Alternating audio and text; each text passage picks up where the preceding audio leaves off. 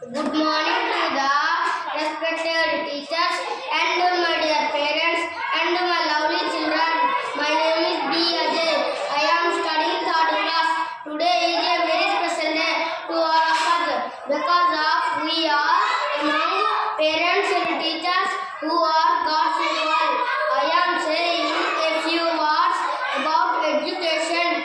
Education plays a very important role in our life.